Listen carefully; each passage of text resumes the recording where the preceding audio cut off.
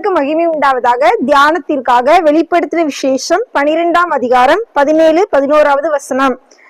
வலு சர்ப்ப ஆவி ஏன் நம்மளோட போராடுது, தேவ பிள்ளைகளோட, அதை குறிச்சு நம்ம தியானிக்க போறோம். 17வது வசனம். வலு சர்ப்பமானது ஸ்திரீயின் மேல் கோபம் கொண்டு தேவனுடைய கற்பனைகளை கை கொள்கிறவர்களும் இயேசு கிறிஸ்துவை குறித்து சாட்சியை உடையவர்களுமாகிய அவளுடைய சந்ததியான மற்றவர்களுடனே யுத்தம் பண்ண போயிற்று.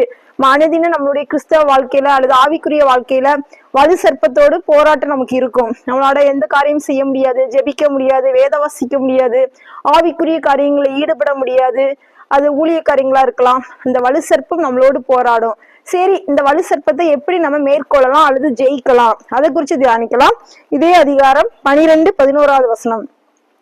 ஆட்டுக்குட்டியின் இரத்தத்தினாலும் தங்கள் சாட்சியின் வசனத்தினாலும் அவனை ஜெயித்தார்கள். நம்ம எப்பொழுதுமே இயேசு கிறிஸ்துவின் ரத்தத்திற்கு ஒப்பு கொடுத்து நம்ம ஜெபிக்கணும்.